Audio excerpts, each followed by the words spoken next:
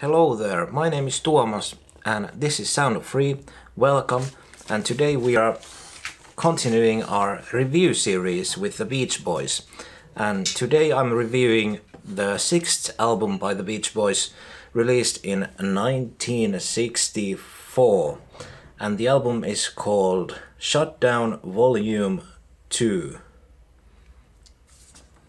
And I have it over here. And my copy of it is so beat up. It's crazy. I hope this doesn't fall apart. I believe this is an original. But anyway, it is in such a bad condition. It's crazy. And I have had this for a few years, almost 10 years actually, I think 7 or 8 years. And during my time, it has been treated extremely well.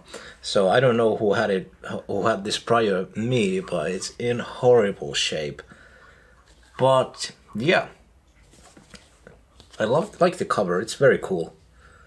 I might have said some bad things about it previously, but I like the picture. I really do. Not the biggest fan of the colors over here and the graphic design with the song titles, but that's pretty cool. It looks kind of modern. But yeah, I mean, I love the picture, but it's a cool cover.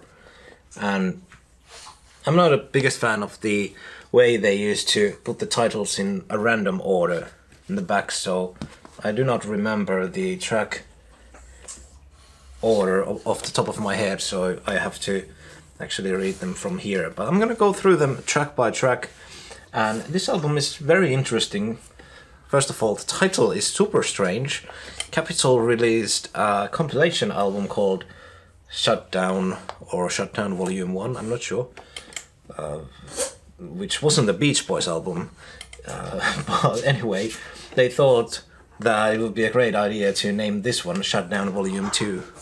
So I don't know who thought of that, but that's very stupid in my opinion. But this album is kind of like a mixed bag for me, and I'll go through the tracks right now, so maybe you'll know in a few minutes why I think so. The album starts off very strongly with Fun Fun Fun, which is a classic track. I mean, yeah, the guitar licks in the beginning are stolen from Chuck Berry, but it's still a very cool song. I dig the lyrics. I think the story is super fun, and I like how it's written from the perspective of, kind of like from the perspective of the girl. You know, it's not. Yeah, there is at the end that little twist, but you know, it's a little bit different angle for this theme that they had already milked quite a lot on the previous album, you know, the car theme. Then we have Don't Worry Baby, which once again is another classic. What can you say about it? I think it's a very beautiful and deep kind of a lyric. I think it's easy to see it in the way that when it was written, it probably wasn't meant to be as profound or you know, metaphorical in a sense. Anybody who knows the song probably know what I mean. But I think it's a very beautiful way of telling the, you know, the traditional coming to an adulthood type of, you know, with these certain rituals type of a story. And yeah, I really love the lyrics. And yeah, the melody, the music, it's perfection. It's one of those songs that I think is very hard to talk about, because I feel like every word that comes out of me when I think about a song like this is just praise after another praise. So it kind of feels a little bit cheesy. So let's just move forward. A great song. Number 3, we have In the Parking Lot, which is a little bit like a filler, because I've heard this album, you know, dozens of times, But these songs like In the Parking Lot or Pom Pom Play Girl, even Keep an Eye on Summer a little bit, you know, while they're not bad songs, they are kind of forgettable, and I feel like they are a little bit pale compared to a song like Don't Worry Baby, for example. So yeah, In the Parking Lot it's an okay track, but I don't have really much to say about it. It was written by Roger, Christian and Brian. Then we have Cassius Love versus Sonny Wilson, which is a way too long comedy skit basically, and it is placed so weirdly right in the middle of side A, and not the biggest fan of it. I guess that's the start of the Love versus Wilson hatred or whatever you want to call that. Yeah, I know it's they are goofing off. It's fun, but it should have been like, you know, a B-side of a single. But this is not really a song, it's just a comedy skit. Not the biggest fan of it. It's fun, but kind of useless. And then we have The Warmth of the Sun. I really dig the cover that Willie Nelson did with the Beach Boys on the Stars and Stripes project. But yeah, it doesn't beat the original, but I really dig that one also. It's a great song, really classic. Then we have This Car of Mine, which is very underrated tune. It's only 1 minute 35 seconds long, so it's super short. Dennis sings it. It was written by Brian and Mike. It's not like anything special. It's kind of like a filler track in a sense, but Dennis had this amazing voice, and he had this talent of, when he sings a song, you know, it lifts it from mediocre, the same way as Carl had later on when his voice developed. A mediocre song becomes this very, very soulful performance, and you just can't help but love it. And This Car of Mine is one of those tracks. It is super underrated, unknown track, but it's really great. And I love the tag. It's fun how the music, the backing track, fades off, and then we are just left for a few seconds with the vocals. And that's a really great part. Then we go to side 2, which starts off with Why Do Fools Fall in Love. It's a good cover, but yeah, it's a cover song, kind of like a filler once again. But it's a classic tune, and I like the version by the Beach Boys a lot. And I think it makes a lot of sense for the Beach Boys to cover it, especially during this time period, because their voices fit it perfectly, especially Brian's.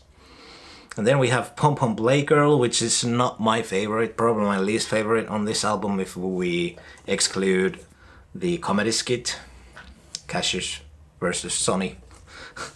But yeah, it's a short track. Once again, I feel it's kind of like a filler tune. If you compare that Pom Pom Play Girl to Don't Worry Baby or Warmth of the Sun, it pales in comparison completely. It's listenable, it's fun, it's okay, but nothing spectacular.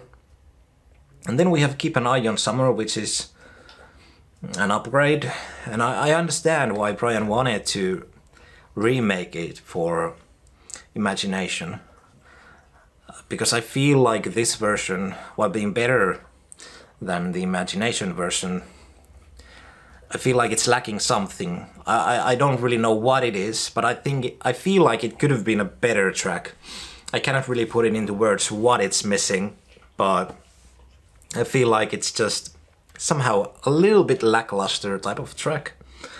Then we have Shut Down Part 2, which is a crazy title. It's composed by Carl Wilson, and it's an instrumental. I really like it. It's a fun track. And I think it's really fun to listen to these early Beach Boys instrumental rocking surf rock tracks, and yeah, it's very groovy, but it's not like It's not Dick Dale, but it's fun. It's fun. I really like it. Then we have Louie, which is this one gets thrown under a bus a lot of times by the fans, and I get it.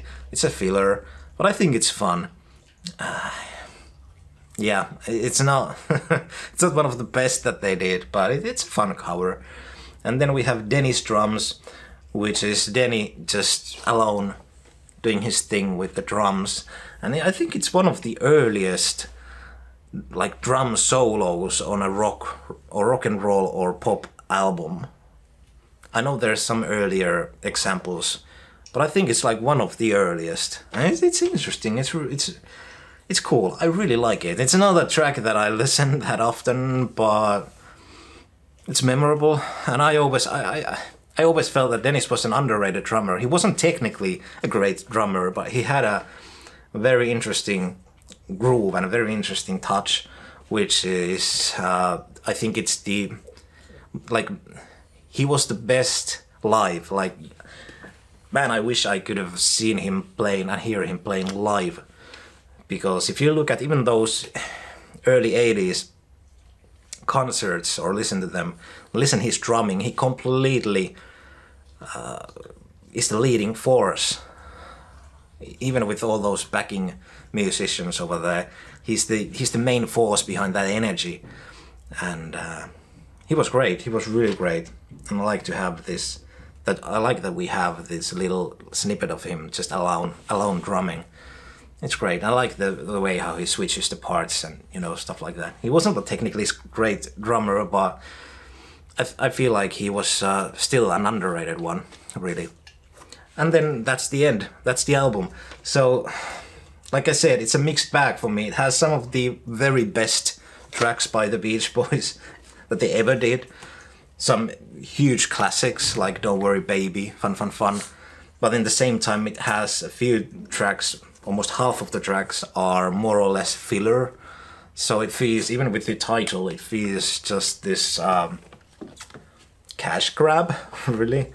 Let's just take some of the hit singles that we have and very, very rapidly just record something with them, and then just let's put it out as an album. So I get it. Around this time, the business was like that. So it was very traditional way of making albums, but anyway, I still think even the fillers are very listenable. It's a fun album to listen to. It's short and it's very catchy, groovy, fun. So, highly recommend it. I like it a lot. It's not one of the albums that I listen that much, really. But, yeah, really dig it. It's a good album. What do you think? Thanks for watching. I really should get a new copy of this, because this is falling apart. Look at this. It's really bad, really bad. I'd like to know all the things that this has gone through. It's crazy. But hey, yeah, thanks for watching. Hopefully we'll see you again soon with the next review. The next one is gonna be All Summer Long, I think. And the copy that I have of All Summer Long is... by the way, it's a huge improvement on Shutdown Part 2. The copy that I have of All Summer Long is crazy. It's the Music for Pleasure version from, I think it's an European release.